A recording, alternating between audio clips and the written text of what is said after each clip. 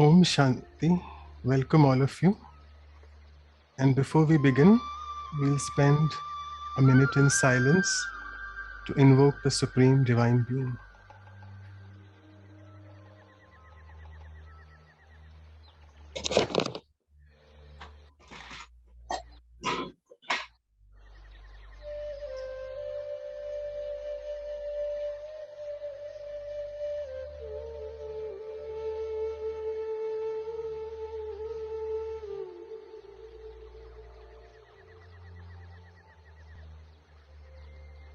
So welcome all of you to the first anniversary, the first birthday of our Values for Life series, the special events. So I'm immensely thankful to all our seniors who have joined us, and just wanted to give you a glimpse that how we started this or what was the inspiration. Actually, Mohini Didi was the first one who had given an introductory talk for the Values for Life series. And after that, we had Sister Jayanti also was a regular participant. She was a speaker for 3 of our talks. And nevertheless, even Brother Ken and Brother Eric also participate in 2 of our talks respectively. And what we do in these series is the basic aim of it was starting every month we cover 2 values or virtues, and we spend 14 days on one of them. Following the talk by the senior Rajyogi brother or sister, then we have the workshop where we 1.5 hours we sit with various participants and do some reflective exercises with some meditation as well, and try to go in the depth of that virtue. And also those 14 days, we particularly every day select one particular Murli, the elevated versions of the Supreme Being, the Avyak Murli on that particular value. We try to churn on that. And the end of that, after 14 days, the end of this, we finished with a silence retreat, thereby trying to fully inculcate that value into us. So we are thankful to the Supreme Being and to all the seniors for having their input. And really, this is going on very well since the last 1 year. And before I proceed, let me just share a few things about what is the importance of values in our life. So as all of you know, they are the building blocks on which we step and move forwards. You can say that they are also the navigation compass, which gives us an appropriate direction of how to move in life. I must say they are the missing dots of the life puzzle, which when we discover, it helps us in solving the riddle of life. Indeed, we can compare them with the nature. Values are like the bright sunshine, which lighten up our day amidst the dark clouds of consumerism and materialism. They are like the beautiful rain, which converts the dryness of our life into a very fertile, thriving land. And I must say they are like the blooming flowers, the essential flowers which rejuvenate the garden of our life. And finally, today is the age of exercise and gym. So they are the jogging steps of our life, which re-energize our belief system, the inner belief system. So in the next 2 minutes or so, I'll just recite a small poem on values. That through this program, what we have done is, let's all rock our life on the values dance, because this life is given to us not by chance. There is indeed a purpose of my existence. Within every step, the Almighty makes me feel His presence. And when I start using these inner virtues as an essence, it's only then I can feel the Almighty's presence. My life now has become so vibrant. I am now a light which is so radiant and ready to make everyone as well fragrant. By connecting to the divine, I have now become so bright because He gives me daily this divine insight, which fills me up with lot of light and might. And nevertheless, success is my godfatherly birthright. And lastly, with divine's help, everything now in my life is all right, because on this journey, I'm wearing the seat belt tight, and by using the values compass, my path towards the destination is perfect and right. So with this, I would just like to conclude. And I think I must not underestimate the importance of all the translators and interpreters which we have. If you all want to just give a quick wave to the seniors, it's been your effort, whereby because of your efforts that the program has reached worldwide. And we have now interpretations in almost 8 or 9 languages. You all can click on that. And we have compiled a small 4.5-minute video of the past episodes which we have been doing since the last year. So I would request Anu sister to play that. Thank you.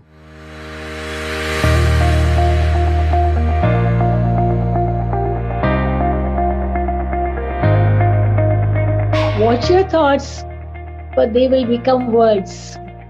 Watch your words, but they will become actions. So every thought should be filled with love, compassion, with truth, with honesty. If our seed, the thought, has all these values and qualities, our life will be peaceful. To a mind which is pure divine, not a single stain, just divine. To a mind which is silent, to a mind which unconditionally accepts everyone.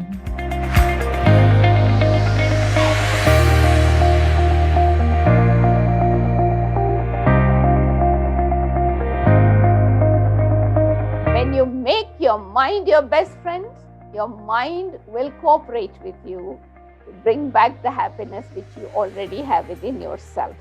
The result of success is happiness. Now, I should ask myself whether I want temporary, short-lived happiness or I want permanent, eternal happiness, happiness forever. Break the atom, you create energy. But if you reconnect the atom, the Atma, the soul, you also create energy. And when the soul is not broken anymore, it releases this pure energy, which is more powerful than the energy released by the atom when it's broken.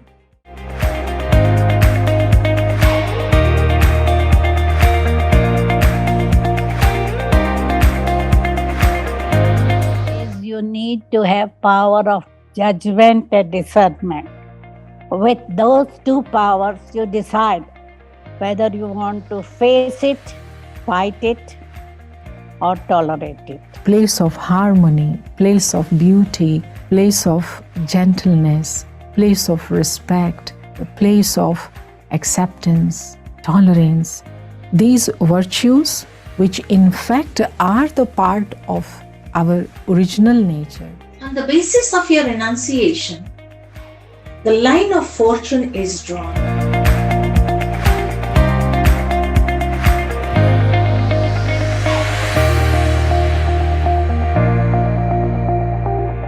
Patience is a state of being between experience and reaction. So it's that little place between an experience and how I respond to that experience. And in humility, there's respect, there's love, there's a recognition of the value of the other.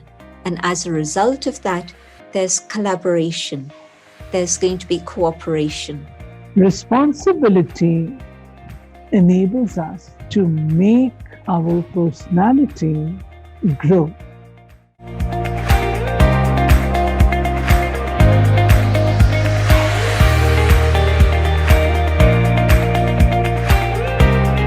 The sun doesn't even consider it as just a source of an unlimited source of light. So if I really want to understand how my love should be, that's a very good example. My love should just shine without considering if people are appreciating it or not. If the same work is done with clarity, with patience, then acceptance for each other is connected with love, trust, faith, and respect. That if values are in conversation, even at dining table, it can help children. Children can also understand that what is respect, what is love, what is responsibility and duty. Peace. Happiness. Love.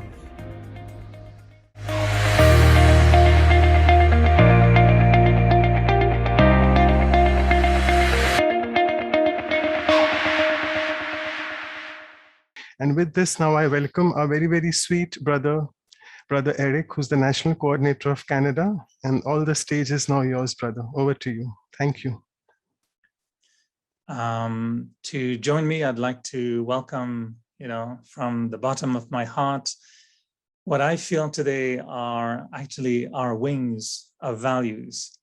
And just to welcome Moini Didi and Jayenti Didi, I feel going back to my early days when I was just a young adult, meeting Jayenti Didi and Moini Didi when I was probably 21 years old. And looking at my life today, 37 years later, 38 years later, I mean, a few gray hair maybe to all of us, but beside that, it's a wonder that we're all together 38 years later. I know you were already on the journey way before me, preparing the ground, laying down the steps, getting the garden ready. And I came when the fruits were already on the table. And these are the values that I feel I've been raised with because of both of you.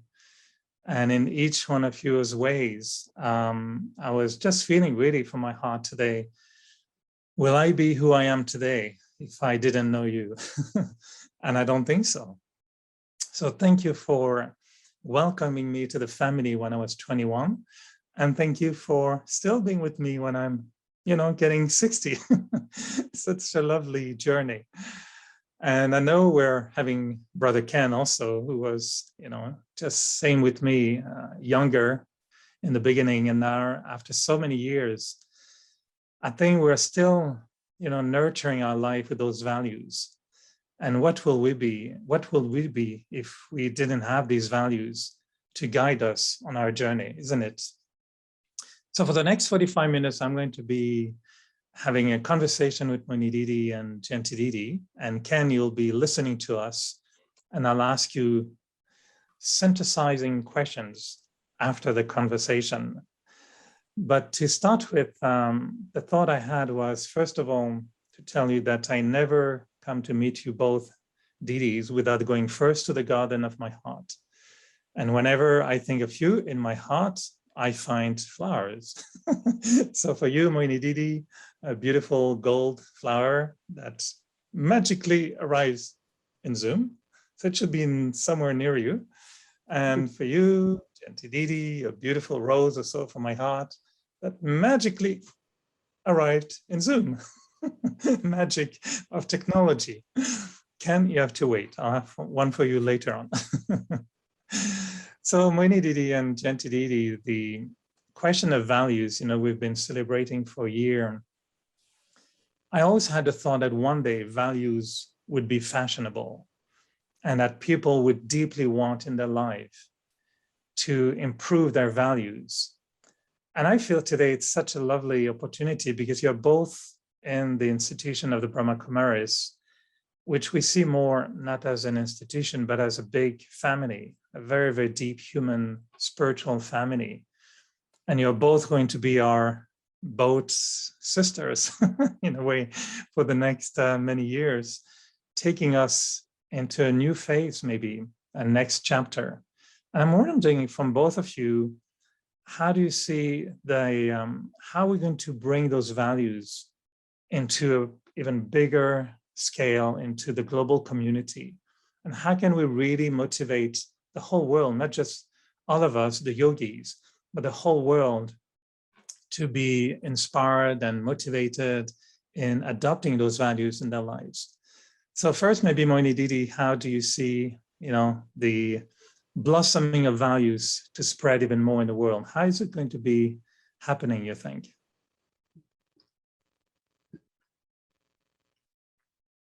Om Shanti, everyone. My good wishes and congratulations for this project. I do remember 1 year ago, we got it started and it had been going on very well attended. So congratulations to those who took initiative, the team, translators, everyone. 1 year is quite a long time. So Yes, Eric, you have a big question. I think I feel that everything begins with the self and then it goes into the family and society, country, and then the whole world. So I just want to share one experience, when I think of values this morning, each one of us are brought up in a very different timings and circumstances around. And for me, the childhood and then teenager was a very amazing time when there was the partition of our country divided in two between Pakistan and India. So I was on side of Pakistan and came to India. And at that time, the whole streets were full of refugees and people who really didn't had anything because some left country during partition or after. They couldn't bring anything. And luckily, my family was all in government. So all the government people were brought up with their belongings and given the big British houses at that time. And so, but then I used to see all these children and people, refugees. And so this whole feeling of to serve, to share, to see how we can bring happiness. And so this whole feeling of just serving is important and volunteer to share whatever one has. And it was not only the feelings I had, but within the family, this whole thing of charity and sharing, but also was very important to, also see at that time, like a big role of Red Cross, teaching people how to share. So it was a very beautiful time. I think I grew. So I had this all the time feeling of to volunteer, to share, to cooperate. And so I think that anything which comes from the heart and with the feelings, then definitely they have a big impact. So it could be love, it could be respect, but basically serving others is the main thing, I think. So there are many different ways if we look at technically or if we look at how be a good example is something very important. Then from the example, then there are others who are inspired or those who receive. They also want to share further. So everything really grows, gradually. But what I find, I think some of you must be aware that recently one of the very young women in India won gold medal for motivational story sharings. And there are many, many good ones on radio, but everyone, their stories are moral stories, or most of them are taking references from scriptures, which I was surprised that what is example in Ramayana, what is example in Bhagavad, they're really taking into, and there are large crowds, educated crowds listening to those stories. So somewhere there is a wave all over the world. Even here, so many, I can quote so many good authors and speakers. Their motivational stories are basically on values. So I can see all over the world, in different countries, in different ways, these stories or values are coming on surface. People really listening. And so I think that only difference is that somewhere everyone is feeling that there is a route which is not what give them money and career, and of course that they might be looking for success, but everyone is feeling there is a different route they have to find. And I know that that route is definitely of values. So if we again, but one thing I find that how will these values work without spiritual knowledge or without wisdom? If you tell a person you have to speak truth, okay, that person agrees. You say, oh, you have to be honest, he agrees. But when the real life situation comes, and then if he speaks truth without being sensible, how to say it, in what way, or be honest, no? How will it work in the life? It could be lot of difficulties. Ultimately, there is victory, but it might not be easy because generally it's a saying honesty is the best policy, but not in today's world, right? So where fraud and corruption and bribery, every step is so common, where will that quality go, takes that person? So I think that I definitely, what we could add into whatever motivational stories are, what we can add is the spiritual knowledge, which gives strength and the wisdom to follow values. So how will they be feeling they are successful because of that value is only possible when they have inner strength and then they have wisdom, or they are sensible how to use it. Like when we first came to USA, I came to New York in, I think, 76. It's a long time almost. I'm here 40 plus years. And we started a small center. People will say, okay, how much you all charge? And I will say, well, we don't charge. Oh, you will bill us later. Because there is a saying, no lunch is free lunch. So they couldn't believe it. And then we had to, kind of write as a voluntary service, and, whatever you want to contribute, your voluntary contribution is welcome. But then as we grew, a lot of people saw us that when from one bedroom apartment we could reach to Peace Village, the same people who saw us in apartment, and they say, I have to believe that honesty can work. Money is not everything.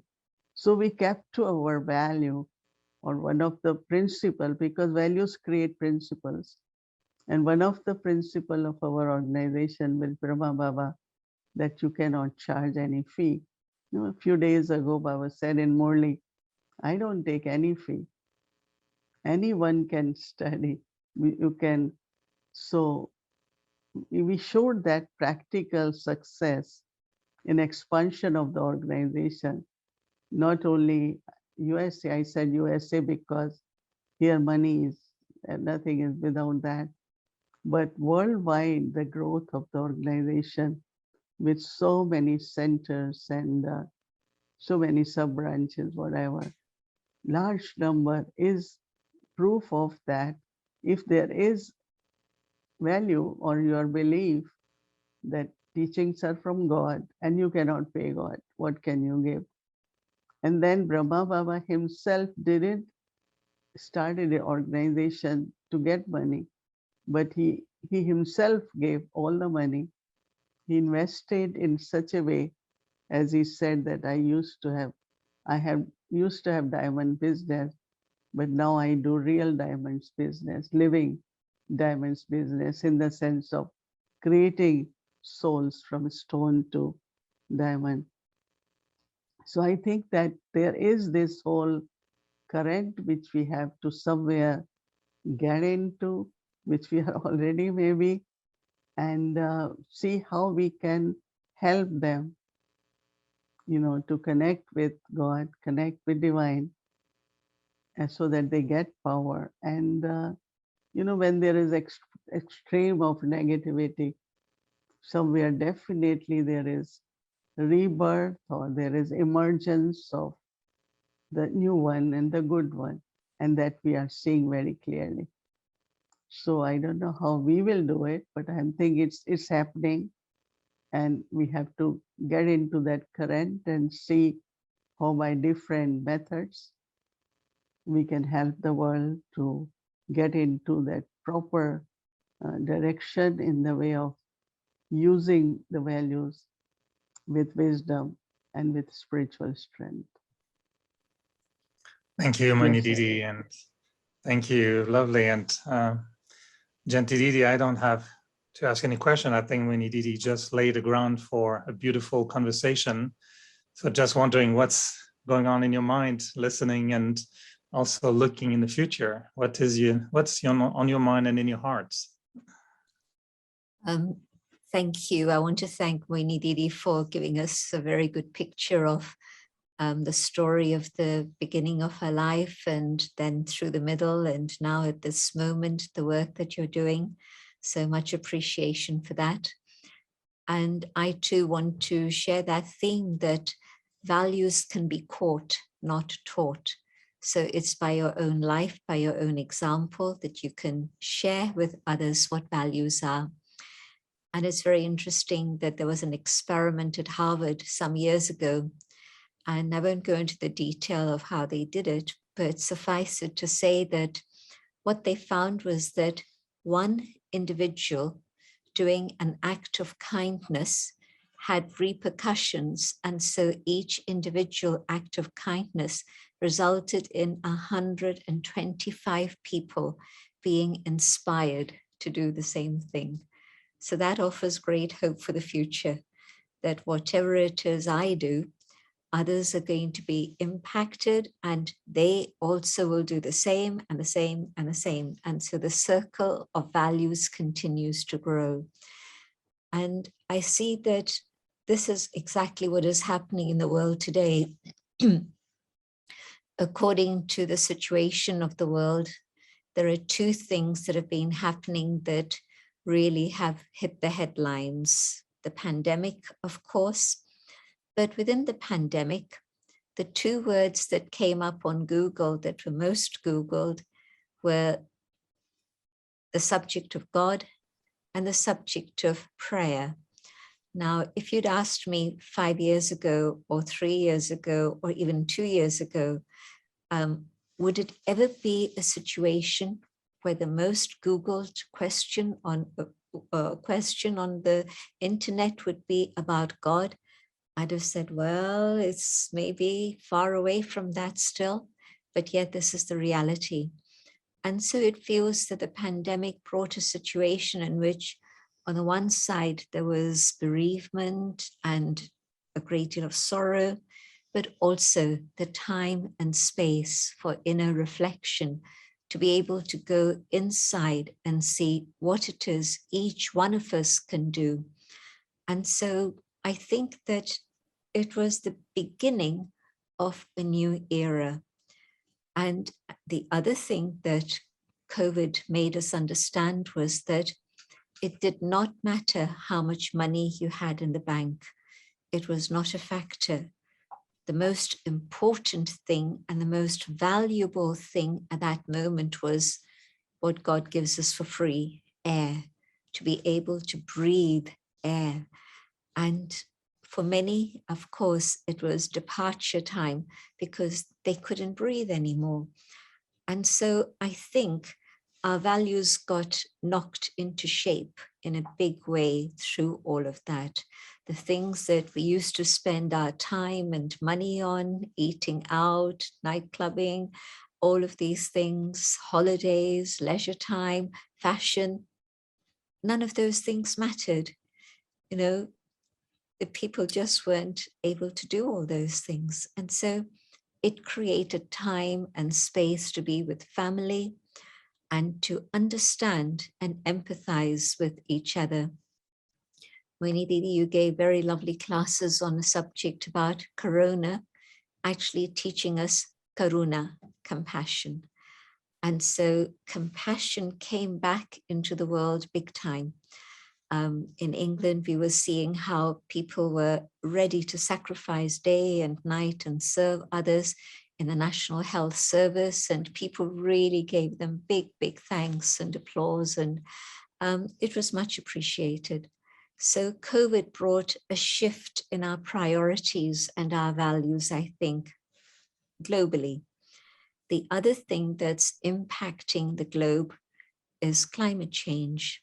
It's not a story. It's not something anyone can deny. It is a reality. And it also showed us that we are all in the same boat. It's not far away in the small islands where the sea levels are rising and threaten to extinct civilizations, whole civilizations may be lost. But it's something that's reaching everywhere, whether it was Germany with huge floods, whether it was Siberia with fires, West Coast, North America. These things have now become on our doorstep. They're not far away at all. And so what is that teaching us? It's teaching us that human intervention has caused all of this. And so where do we go from here? We have to come back to be able to simplify our lives, to be able to understand what is the value of life itself, to be able to understand what it means to respect ourselves, respect other beings, all creatures, but also nature that has supported us for millennia from the very beginning of time. And so that understanding of how the puzzle of life fits together is a very, very important thing. And I think young people especially have really been shaken by what's happening. And so they're leading the way. A 6-year-old girl won a prize in the UK for her activism for climate change. Greta Thunberg's story, all of you know about. So young people are really, really motivated to come back to a life which is sustainable, a lifestyle in which it's not consumerism and materialism, but it's respect for all forms of life. And so I agree with Moini Didi that it's not so much a question of what we have to do. I think the world is pushing us to that point where we know that for our future, for future generations, it has to be a return to values, which I think within the 20th century we had forgotten about. The 21st century has come as a big shake-up to remind us that that is the bedrock of civilization. And if we don't do it ourselves, well, there's going to be no example for others, because each one is looking around to see, well, what are people doing? Not just what are people saying, but what is the being? What is the doing? Rather than what are the speeches that are being made. And so I think we're at a cusp, we're at a transition time when on the one side, the darkness of dissent and the loss of values, and yet on the other side, there's the arising of hope for the future, a brighter future ahead based on values. So I'm really interested to see how things develop further. And yes, our own contribution on a personal level has to be, what am I doing?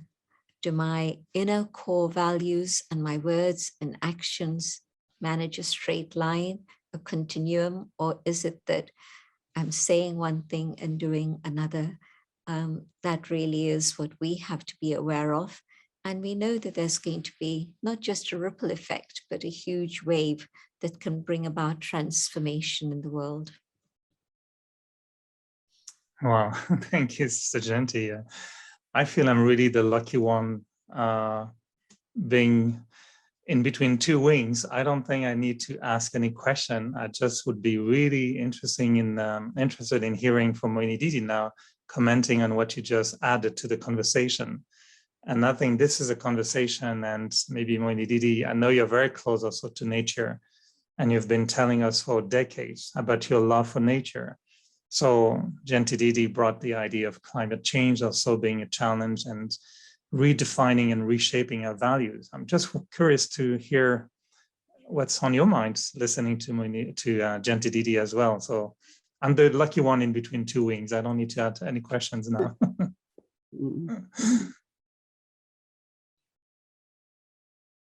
I think that simplicity, make things simple, speak simple lifestyle could be one of the value we can which could be universal, doesn't sound very religious, but how can we start with, we're talking about climate change or, whatever is happening in all the elements all over the world. Every year in West Coast, we have so much wildfire. Lot of land is destroyed, houses are destroyed, but also there was a time the smoke was coming all across the East Coast. So all those is definitely there, but how do the change in the value or the nature, whether what I consume, what I store, what I live in, and everything, if this can be, there can be simplicity. And also this simplicity is like integration of your inner and outer self, because maybe externally sometimes I'm simple, internally I thinking is still complicated. Recently when Baba said, I think it was just on Sunday, God's Murlis, God's versions, that everything is easy and simple, but you make it complicated. And I was thinking that it is really on some value based, like if you want to be economical in your thoughts, you want to be economical in your time, and whatever you're doing, if you are economical, you will always find some very easy ways. No, there is a joke on simplicity, but that's on other side, that Mahatma Gandhi used to drink goat milk, right? So he went to some country and they couldn't find goat, right? So they really made effort from somewhere to bring the goat. So they were joking on that it's a good principle, but it was hard work to get a goat milk for him there. But I'm talking of here, I have seen some individuals, I gave you example that in Harmony House, the center, we needed to, there was some inspection, needed some more exit door signs. They said you have 5, you need 10 more. So of course, those who were working, they said you will have to break all the walls. But these exit signs, a lot of work, a lot of, work in many different ways. But one other brother, very, very sensibly, which I also consult many times, is he said, okay, why not? We have to do it. We have to deal with it. But then he did some research and he found there are exit signs with batteries. So you don't need electrical connection, only you keep checking batteries. As with your alarm system at the house, you have batteries, right? So if alarm keep going on, that means you check all the alarm doors and see where battery is not working. So we said, wow, that's very good because you don't have to do anything. So how to simply, because once you are honest and truthful, inner and out, both, you will be very simple. And everything you will make it impossible, possible, difficult into easy. So this inner and outer integration of truth and honesty brings simplicity. And I've been observing and kind of adopting into seeing and learning from all over that we have to make life very, very simple, where we can live on simplicity in the sense of minimum. So we're not really consuming, or when it comes to consuming anything, it comes to electricity, it comes to so many different ways, or accumulating material things. Of course, these days nobody is shopping. They say you are shop from your own closet. That means you look for whatever you haven't worn for a while. I'm talking of even people who are working. Nobody's shopping. They say we shop from the closet. So simplicity, I think, all different ways in our thoughts, in our words. And when you are honest, you don't have to be complicated, right? When you are truthful, it's simple. I don't have any other thing to say. I don't have choice. I cannot prove this is what it is. Yeah? So what is coming in my mind, if we adopt with some kind of, one word keep coming in my mind is simplicity, and other is, which is very eternal in each one of us, but because of circumstances and situations everyone lives in, it has got merged and it can be emerged, and that is love. I think once we love everything in universe. I had been telling people about vegetarian lot, and I'd been saying that, this whole virus situation, if it's coming from live animals or whatever it is, but look at how we treating animal kingdom for medicines, for food, for hunting, and whatever reason. So they are upset, they are angry. Of course, how we treating nature is the result is coming from the nature, from animals. And amongst human beings, there is not a single day in US where there is no shooting, single day. Now, every day in one of the city, because of the mental imbalance, craziness, anger, or lost job, so we'll go and start shooting in the same company they were working. So lot of this violence is happening more and more all over the world. So I think that if there is love, I think that that value can definitely, and which we understand is soul's eternal quality, but has been lost, made compromise. Even I found at some spiritual places, if there are some conflicts about power or whatever, and they themselves say when it gets settled, that while looking for power, we lost love somewhere. So people have maybe lost it, but it's in them. So for me, this love and simplicity are ringing in my head, that those could be the some basic qualities we can, or values we can talk about. Thank you, Mani Didi. And yes, it's beautiful. Both of you talked about the in and out reality of values. And I think we know that everyone would usually agree with the values, but to implement it, to be the value, is another story. And I think you both referred to it. So maybe for the last 10, 15 minutes we have for the conversation, and I'd love to hear from both of you about one thing that came from today's early class. We all listened, the idea that if there isn't clear realization, it's very difficult to follow highest principles. And either it's about recognizing God, following God's path, or recognizing our own inner truth and following our own inner truth.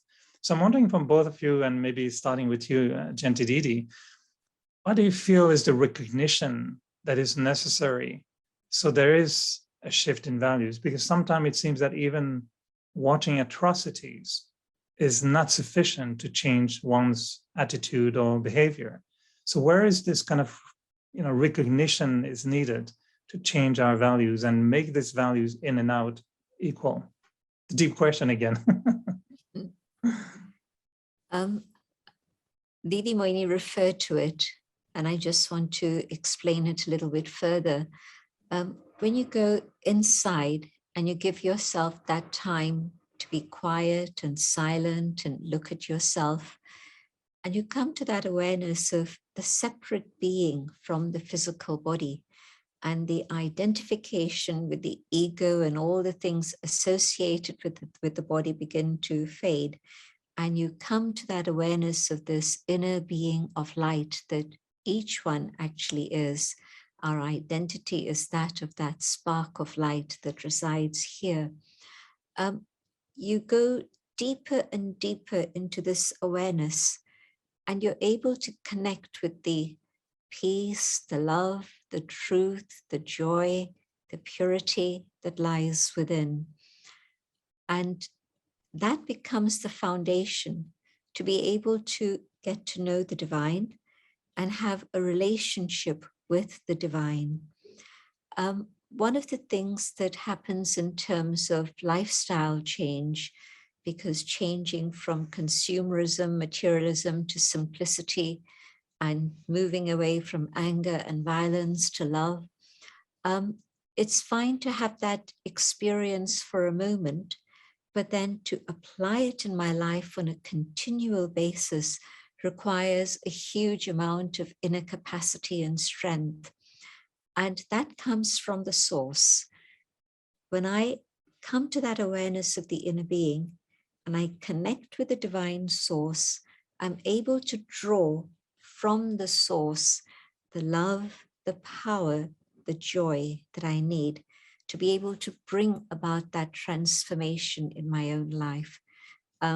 Example, when I'm experiencing the love of the divine, then automatically, from having a heart that's very narrow and attached to a few people, and I call that love, now having experienced a bigger love, an unconditional love, a love that's inclusive, I now begin to see the rest of the world as my family.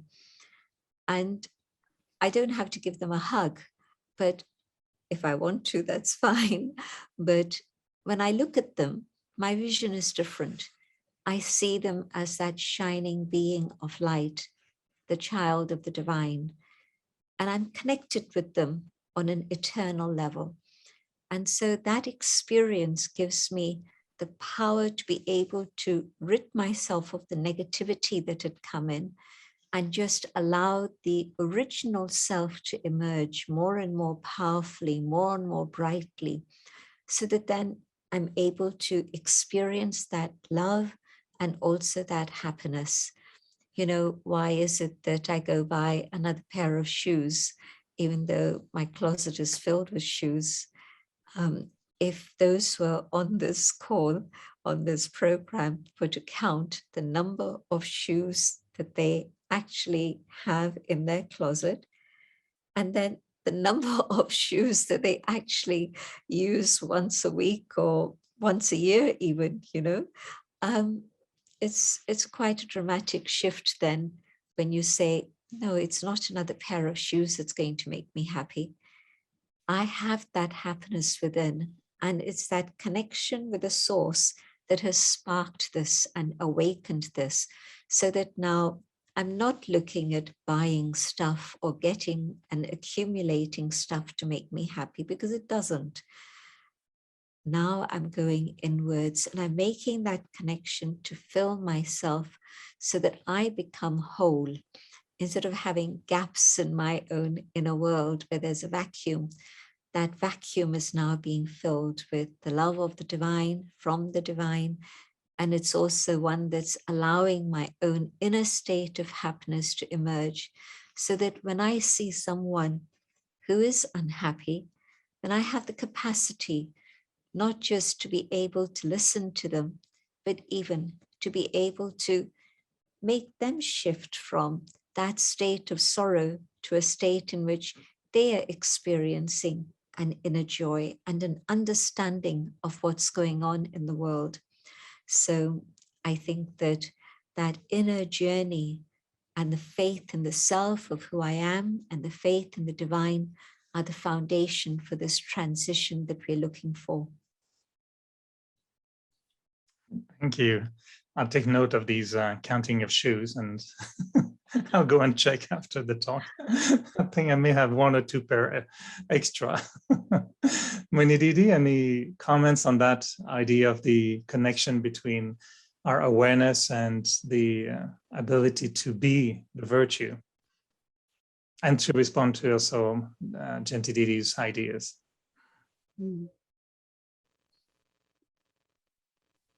Listening to the inner self, that is really where the search begins and seeking begins. And as teenager, a lot of people always say, oh, when I was young, I had faith in God. When I was young, I was religious. But then they acquire everything from external. So they listen to what people say, media says, or our hero, heroine of the present time say.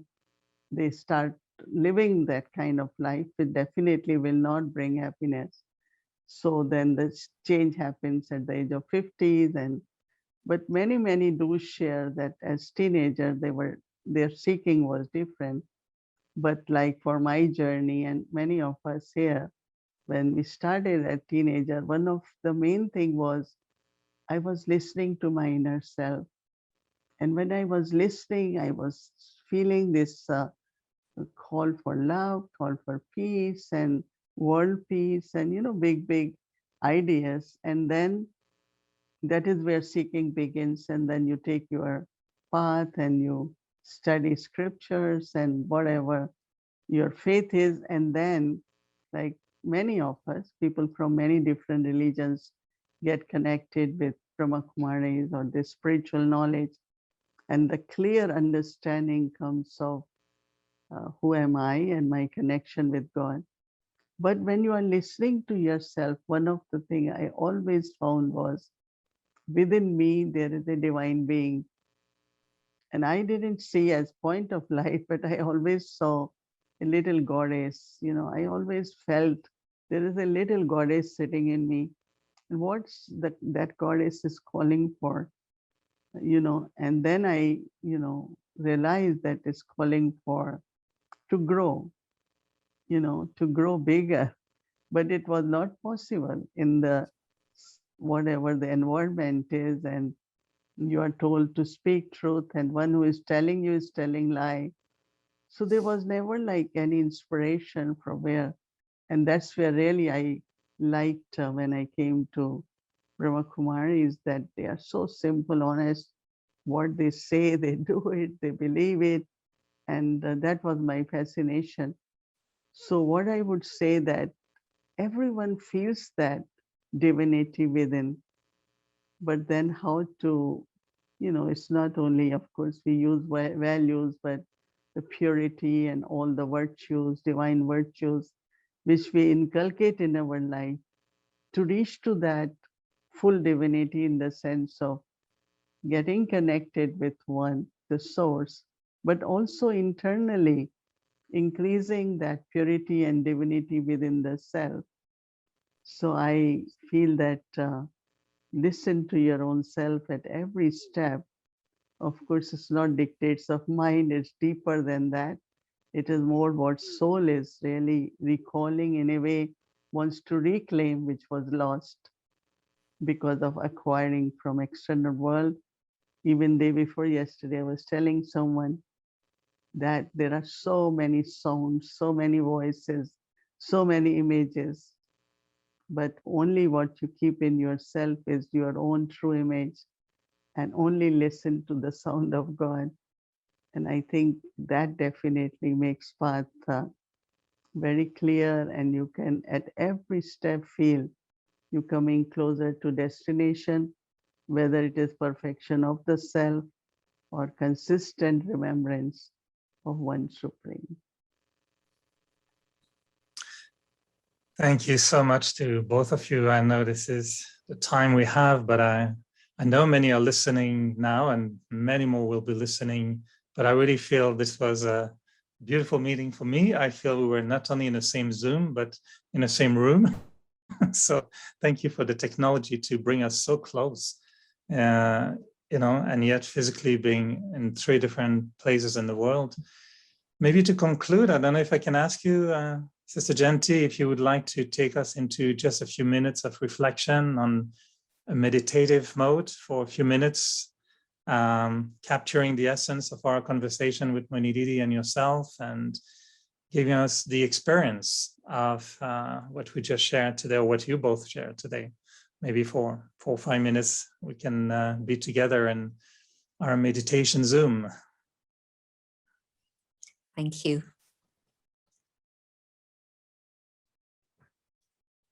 Watching my thoughts and just reflecting on the things I've been hearing about.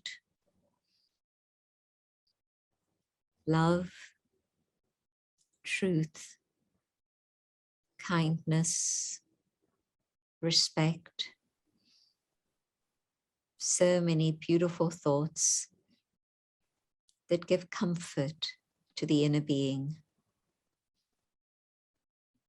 Where do I find these? When I start looking at myself, my thoughts slow down and I go deeper and deeper within the inner world. And I come to that essence, the being that I truly am. I am a being of light. I had forgotten, and now the memory has returned. My eternal identity is this inner being. I am a being of light. I am a being of peace.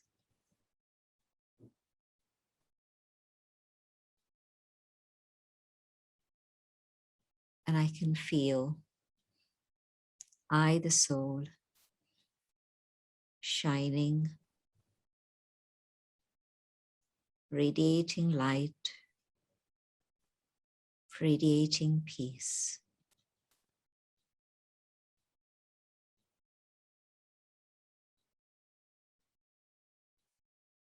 And in a very natural way,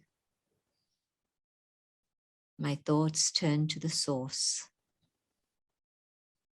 the supreme, the divine, the source of light, of love,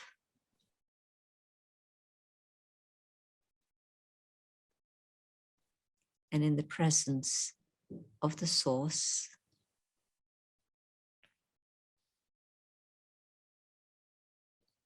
I begin to experience being surrounded by light, being filled with love.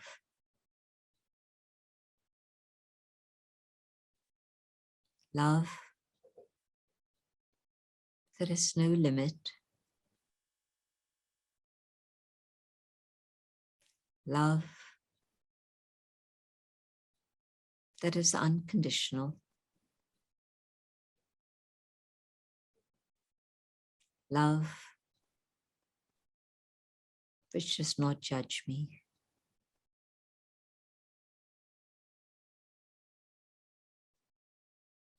As I absorb this love within myself,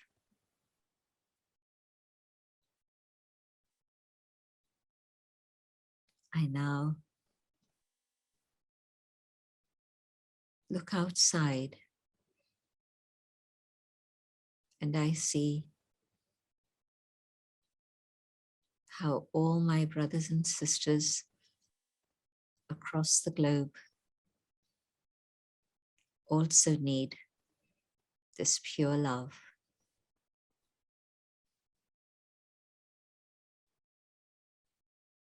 And as I stay connected to the divine, I see those rays of love and light reaching the whole of humanity.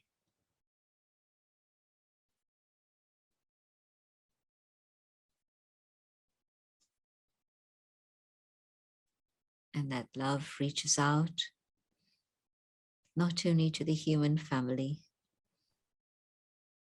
but to all forms of life and nature itself. And the love allows the highest to emerge, within myself,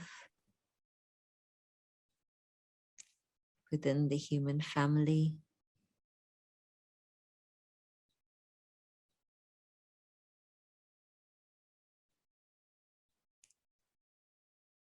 love between all other creatures and humans, and love for all the elements of nature. The infinite love from the source creates a world of love.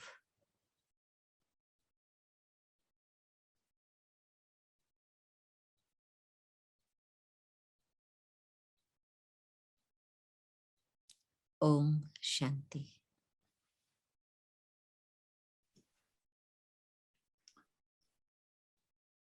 Well, all right, we have to speak now. It sounds like we go into another world just with a few words, and I cannot thank you both enough for being those wings. And I know it's not just wings for me, but it's wings for the world. You are wings for this whole global Avyakti Parivar. You are wings for our hearts and wings for our minds when we need both of you. So cannot thank you enough, both of you, Moini Didi and Janti Didi. I really feel my heart pumping with a lot of love at the moment. And as we are celebrating an anniversary, we have a tradition that anniversary cannot happen without sweets. So I'm going to invite our brother Ken to join us for this moment. And I've never cut a cake in Zoom. I don't know if you have done it already, but now it seems like we can do everything on Zoom.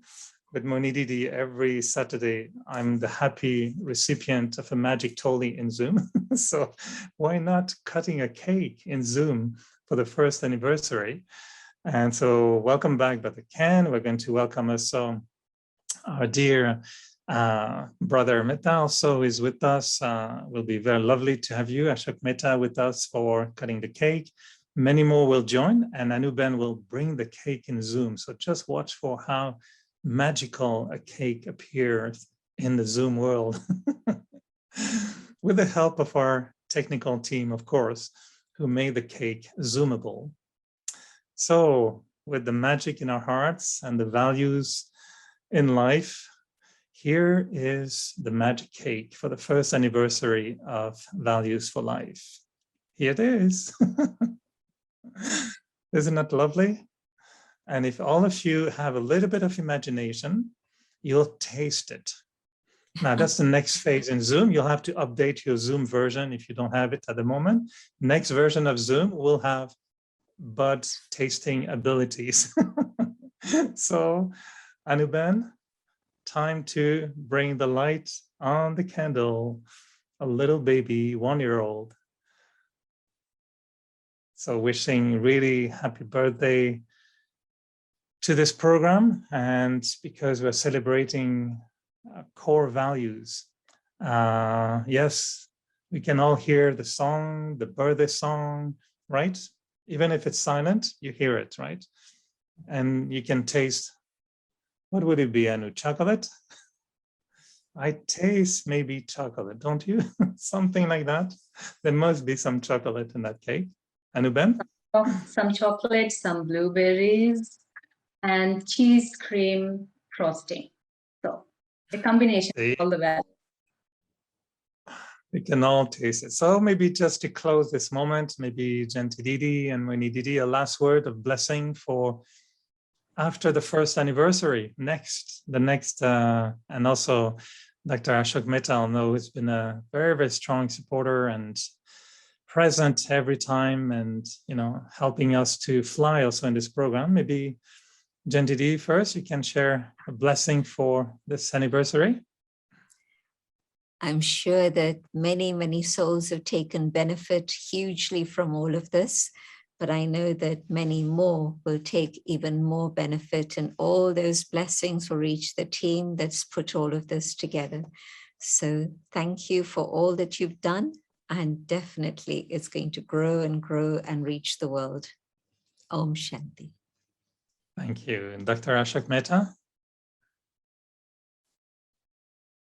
I must admit that this has been an extremely valuable experience to experience the values on the Zoom.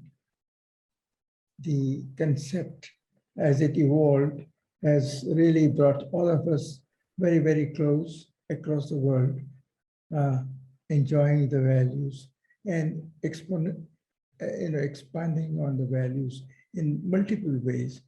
This has been a bouquet of values to all of us. Today's has been an extremely pleasant event with Jayanti Ben and Mohini Ben giving us a beautiful exposition of the values of simplicity and bringing back the values in the modern world, from consumerism to simplicity. I have seen my own life was very simple, grew in a very simple family, very high values of my maternal grandmother, not even wasting drops of water. And from there, I went to medicine, traveled across the world, and went into consumerism to come back again to the BK family and bringing back almost the whole circle. I think the values we hold or we held in India in the past, even in the one generation, has really changed tremendously. And I think we go back to those values and the simplicity and really bring back the beauty of spirituality in our own lives. And we practice what we say, dharma and karma, going together. Thank you very much for bringing these beautiful values to the international audience just now, listening to you. Once again, I want to congratulate the team, mainly the Anuben in Canada, as well as Dr. Manoj in Pune in India.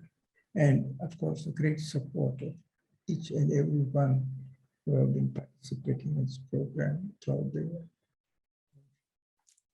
Thank you, Dr. Ashok Mehta. And you'll become like Dr. Manoj Bhai, who has become a doctor of poetry. You know, he has increased the spectrum of his discipline.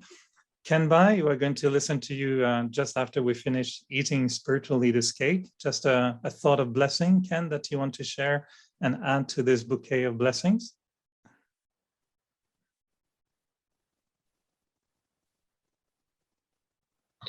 I think it's just a fantastic initiative that you have all put together. And I think it must have touched many, many people in the right way. And it should continue with more and more and more impact on people. It's very necessary. So congratulations to everyone. Thank you. And before we blow the candle, Mani Didi, we give you the last word on this moment of celebrations. What are your blessings for this program and for all of us? Well, congratulations and good wishes. And I offer, if there is any help needed in any way, please let us know. I have the experience that what it means to continue. Because we had been doing every evening this Avyakti program. So it involves lot of coordination and for translators, for everything. So my good wishes, and I'm sure that it will continue. But if you need any kind of help or support in any way, but also I must say that looking from above, the God is smiling and very, very happy with all of you and your initiative, and of course, all the blessings from God for all of you. And of course, our good wishes with you. Om Shanti. Thank you, Mani Didi. And now, Anuben, you can blow the candle so we can move to the second year officially of the program. Don't miss it. You can blow it in one shot. All right.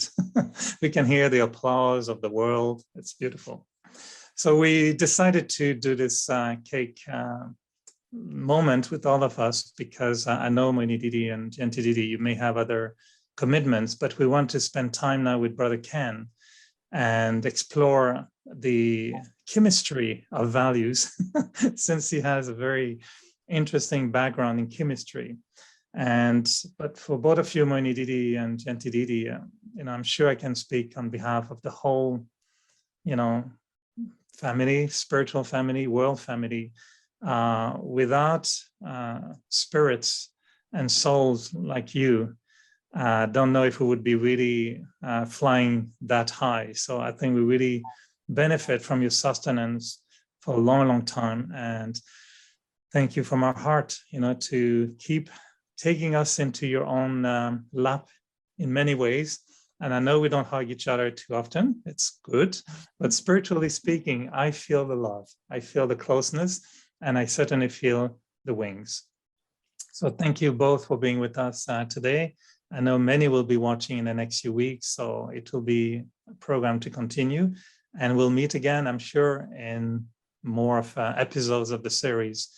These days, these series start and we never know when they end. So we'll be meeting you again very, very soon. So thank you again to both of you from my heart and from the world's heart. And yes, when you go back to God up above Moini Didi, bring some cake to him. Let him know that we want to share the cake with him as well. Thank you both. Yeah. Om Shanti. Om Shanti. So, Brother Ken, you've been listening to these amazing thoughts. I mean, sometimes we prepare a program and we plan a few questions, but I just found today that the event took over and the thoughts went straight into very meaningful conversation, I think, between both Sister Moini and Sister Jenti. And I'm sure you've been hearing many thoughts that will, trigger other thoughts in your mind. So I don't know, maybe to start with, just any comments on what you've been hearing and on this notion of program, that we have been running for a year. What's on your mind, just maybe to start with, and then after I'll go into the chemistry of your brain. Oh dear. But before Ken, before we go anywhere, of course, I go into the garden of my heart as well. And for brothers, I have special feelings of love. So you got the red one. Oh, wow. Because I know we are in the world of sisters very often, and we love sisters to be our leaders. But yes, for brothers, we know how much your heart expresses love in many ways. So welcome and thank you. And here he is. You must have it now. Yeah. Thanks, Eric. Thank you, everyone. I must say that I don't know if I can add anything to what's been said. Maybe what I'll say is a bit superfluous at this point, because it was such a rich sharing from our two Didis. And what immediately came to me was God's role in all of this, because all of us have innate qualities. You get to be, to not go into semantics, you'd say that values are the expression of our qualities that make our lives valuable, that bring value to what we do through. They're often confused with virtues. They're synonyms, actually, virtues and values. But we have, all of us, these deep innate qualities. And God's role is to activate them if we allow him. So the love that's in me and the love that's in God is the same quality of love, different quantity, but same quality. The peace that's in me and the peace that God is the same peace, quality-wise, but not quantity-wise. And so his role is to activate those qualities in us so that they can come out. And I like to see these qualities, they're like primary colors. If you want to make green, you have to get blue and yellow. So if you want to make patience, you have to get a bit of knowledge, a bit of truth, a bit of peace, and a bit of love, and mix it together, and then you have patience. So we all have these primary colors, and with them we have to make all of the different colors. There must be hundreds and hundreds of virtues or values, but just 5 or 6 qualities. So with those 5 or 6 qualities, we can make, a huge amount of difference in our lives. We can bring color to our lives. So that's the first thing that I think about when I remember when I remember values and qualities. And I was remembering, I wrote a book, I would guess about 15 or so years ago, called Human Values in the Workplace. And the subtitle was Bringing Them Off the Wall into Practice, because often you go into a company and they have their mission, vision, and values. And of course, they're on the wall. How do you bring them off the wall into people's lives?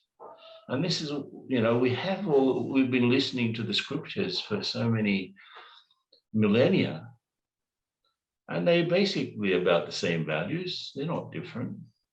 They all try to make us more respectful and loving and kind and humble and so on. But that's the whole idea behind all of the stories that we've been listening to since we were little. And on the basis of that, I was invited by the central bank. So I'm going to tell a couple of stories, actually.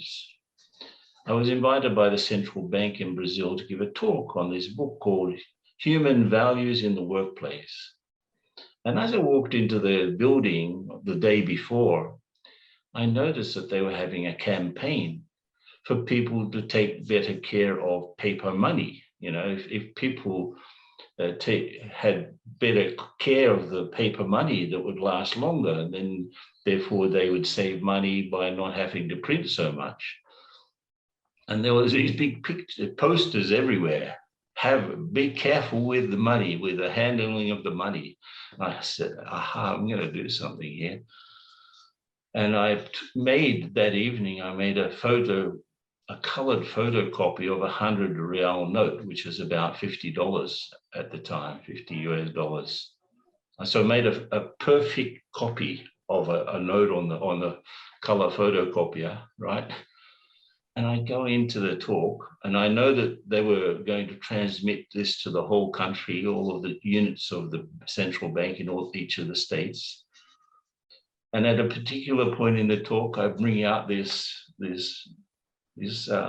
note, right? And I said, look, I'm feeling very generous. Who would like this? And 4 or 5 people put their hand up, I would like $50. And I said, okay, and if I do this? So I screwed it up. Do you still want it? They looked at me, well, this is like blasphemy. I'm in the central bank, screwing up the money. You still want it? Yes, we want it. I threw it on the floor, jumped on it a few times. Then I picked it up. You still want it? They say, yeah. And I did I didn't know if I'd get arrested or not, but I took it out and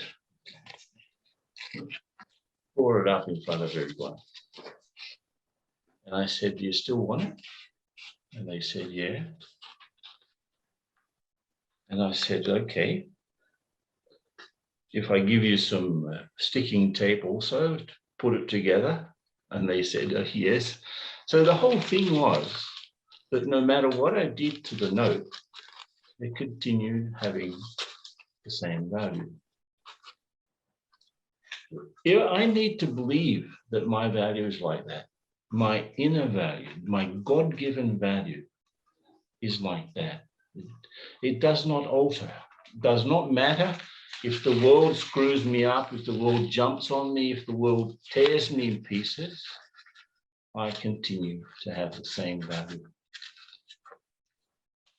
That sort of faith in the self, with God's help, of course, makes our value available to others through all of the different virtues that may come up.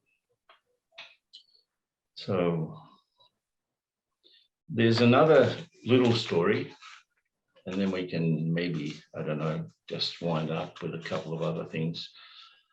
But recently I had to give a talk at a congress, of course, online. There were 17,000 young people connected to a program on diversity. And they're people, young adolescents, young people leaving school, trying to work out where they're going to go with their lives. And like many of our countries, Brazil is also very multicultural. And so the whole thing was about diversity, how to deal with diversity. And of course, the essence of that is the same understanding that we get from God. He recognizes our value, independent of our beliefs, independent of our color, age, race, whatever.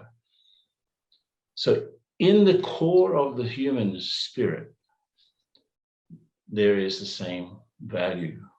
Now, what covers that to different degrees is, there's a lot of rubbish around it. There's a lot of craziness around that core sense, those core qualities. We all have them. And we get confused, So if someone shows love anywhere in the world, it will be recognized as love.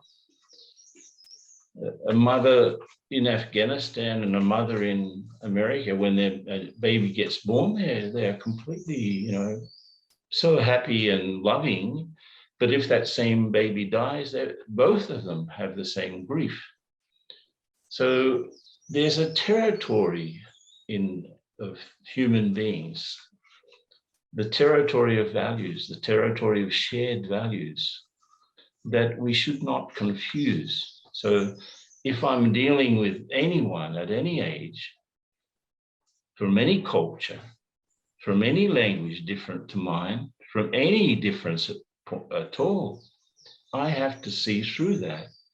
And I have to see behind that barrier, there are the same core qualities that I have.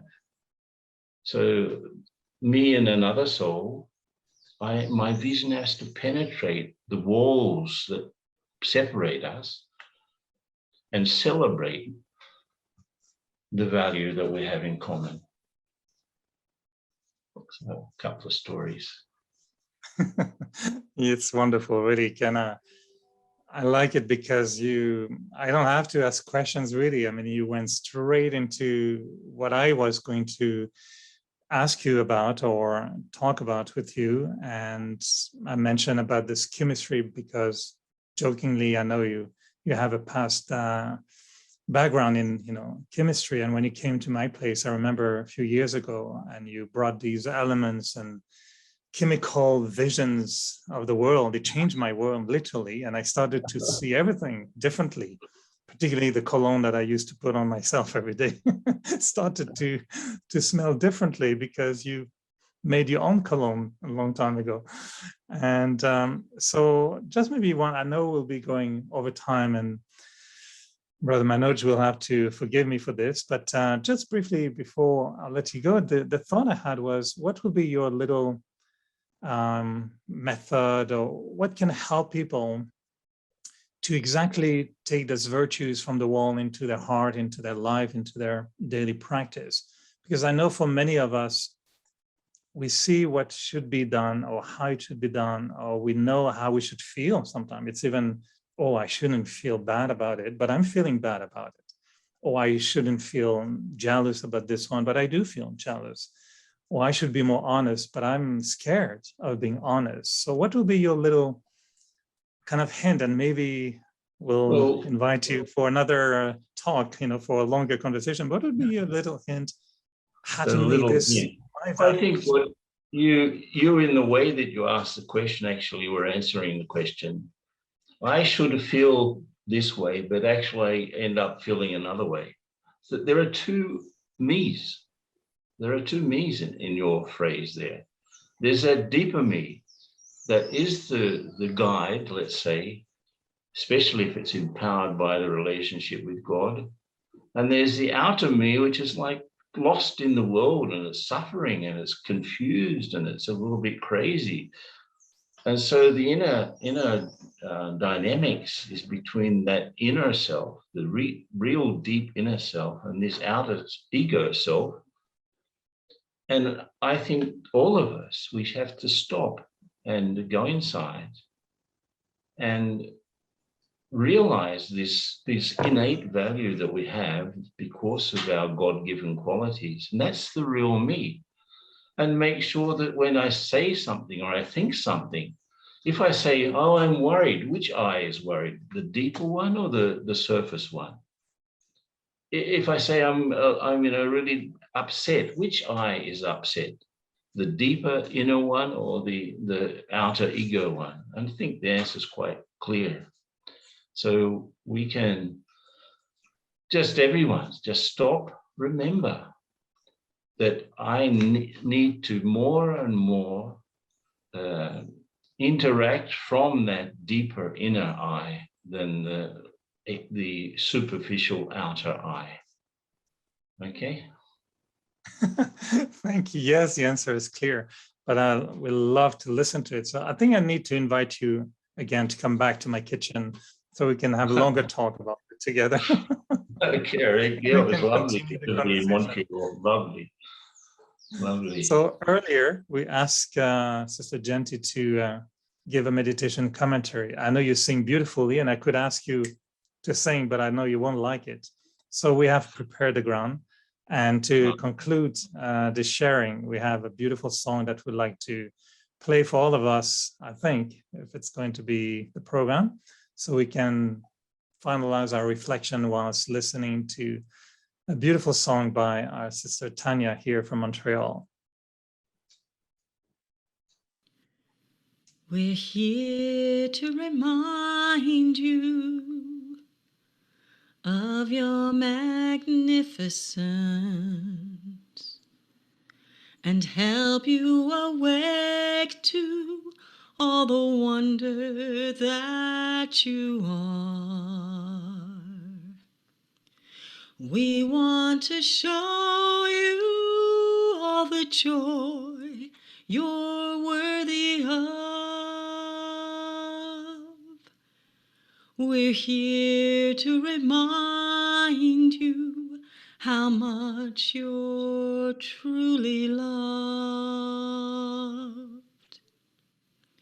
We're here to remind you of your magnificence and help you awaken to all the wonder that you are.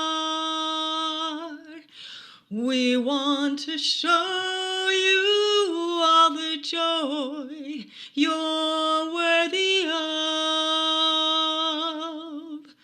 We're here to remind you how much you're truly loved.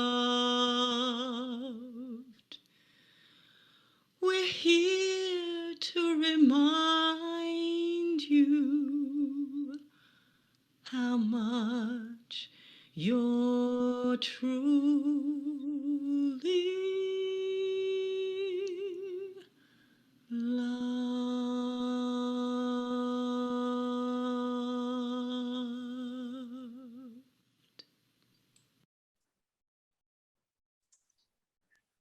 It was like the voice of an angel concluding this wonderful meeting. Ken Bai, thank you for being with us and sustaining this program as well from the beginning. So thank you for your presence, your being.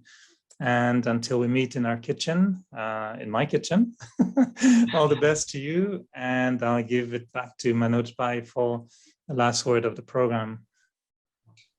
Thank you so much, all of you, for your inputs, all the senior Didis and even Ken Bhai. Thanks. It's really very emotional and I'm speechless. I don't know how to express myself. Thanks to Baba, I must say. And let me just quickly announce what we have for the next upcoming episode. So as all of you know, it's the first year. We are now an infant 1-year-old. And we have started toddling on the steps. And we have our next episode, the Silver Jubilee episode number 25.